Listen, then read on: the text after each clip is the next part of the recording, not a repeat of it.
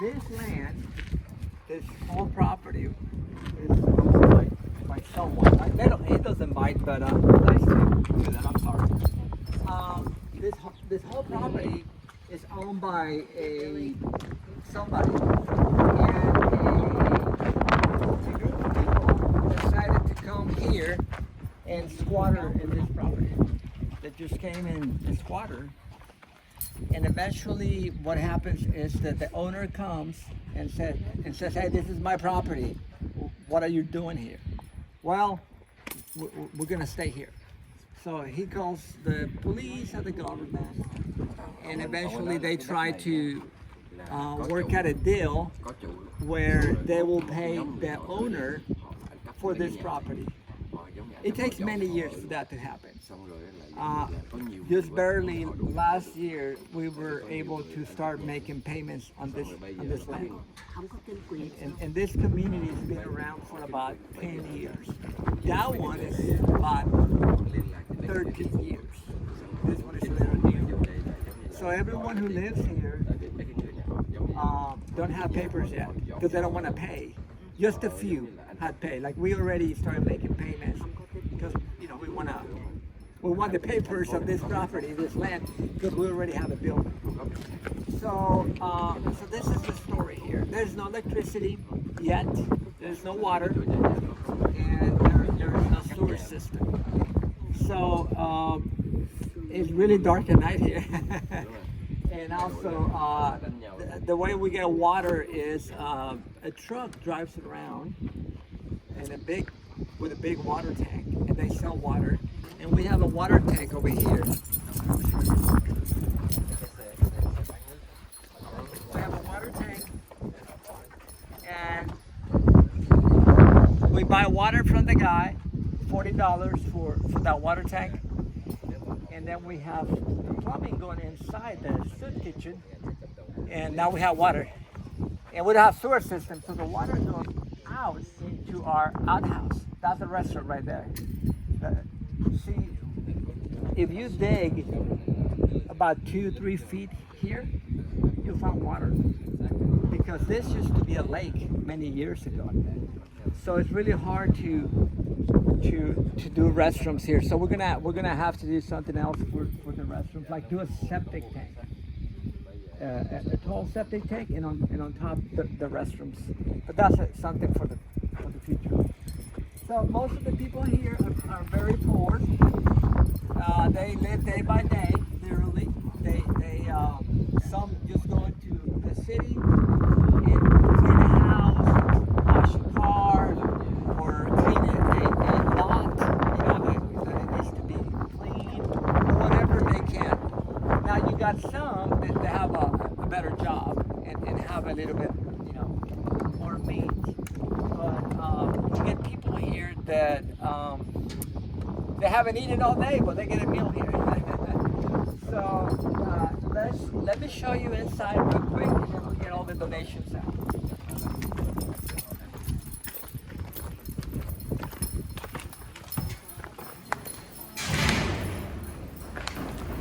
It's a little hot here. So this is the kitchen.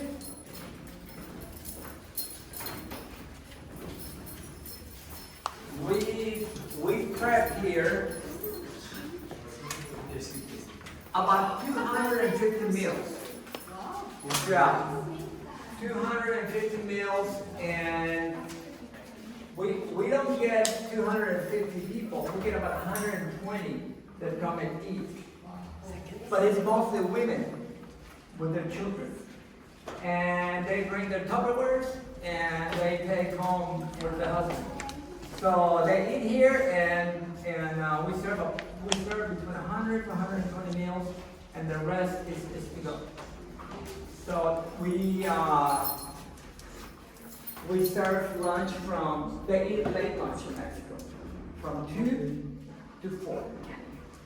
So this is where we cook, and we have our tables and chairs right here. We had a VBS 3 weeks ago for 3 days. So we'll get a group of 40 people first and eat, and then they leave, and then we'll get another group, another 30, 40, and leave, and then we'll get another group.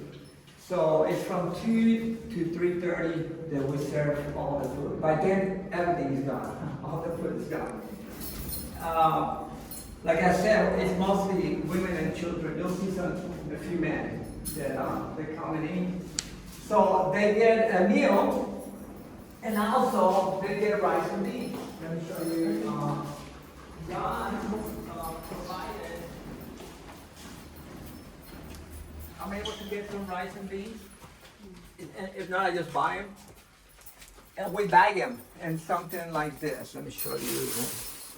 Let me see if we have one. But anyways, I put a kilo of beans in a bag, one of these bags, and a kilo of rice and beans. We tie them up and we put them in the bag, and they take that, like this, and also rice. So tomorrow, maybe a couple of you can help us bag rice and beans. We do about 80 rice and 80 beans, and we put them in this bag right here. So when they eat and it's time to go, we give them rice and beans to go. Many come just for the rice and beans because it's what's going to help them for the rest of the week. We also have a lot of babies. Diapers are very expensive in the U.S. and here too. So I go around asking for diapers. I post on Facebook, hey, I need diapers. Anyone has diapers? And also we have some senior adults. They use adult diapers, and I just got them last week. So tomorrow we'll give them out too. And also we play with the kiddos. We have some dolls there. And so yeah, this is our soup kitchen. Any questions? I know it's very hot here. We can have some questions and answers outside. Oh, and also we have the water that we get outside. It's just for washing our hands and dishes. And we buy, this is drinking water. And we make 3 water jugs. Water, I go and buy ice, and we use Kool-Aid. Like Kool-Aid. And that's probably what people want the most. Because it's a cold drink. It's cold. There is no store here that sells cold drink because there's no electricity. So we go through, sometimes you'll see tomorrow, 6 to 9 of those water jars. Because people just drink it, and they also bring their cups, and we let them drink as much as they want because there is no water, cold water available. So, but you see tomorrow, it gets really hot, so you just want to be drinking all the time. So where did we go to the restroom if we're here tomorrow? Okay, we have in that house right there. All right, and it'll be clean. Probably it's not very clean right now, but it'll be clean tomorrow. So when we leave the church, I highly recommend that you use the restroom. Tomorrow when we leave the church, try hard, use the restroom. And if you have to use the restroom, well, we have in that house. It's part of the mission trip experience. All right, okay, so let's get the suitcases, and this is what we're going to do. We're going to walk around here and pray, and we'll run into something. It'll be a lot cooler when we walk.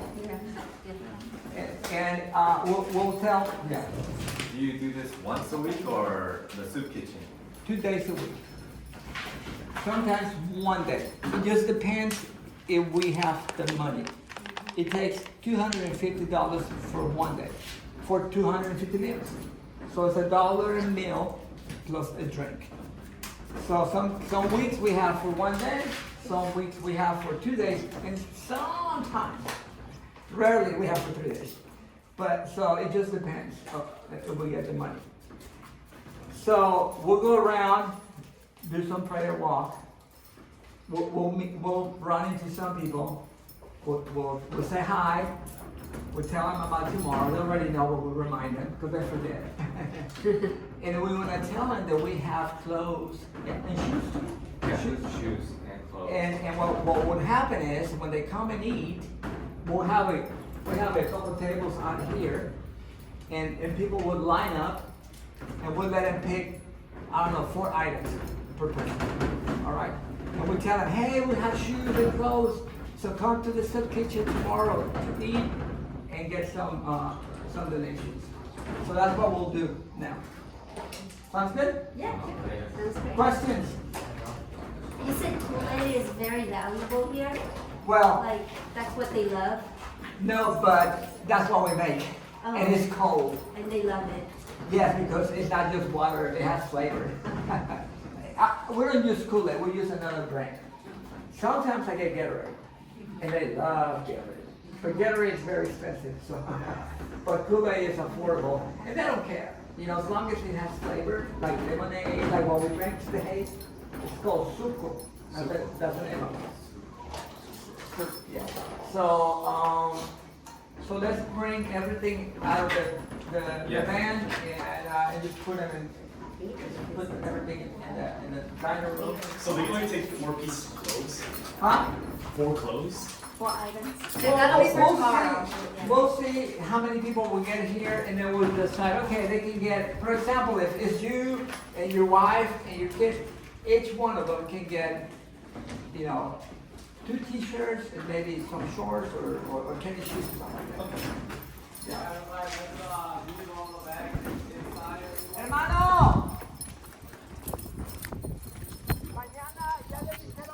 Đây là những cái tiệm cái quán gì chứ rất đây cho những cái tiệm cái quán gì cái nấu đồ ăn cho người nghèo.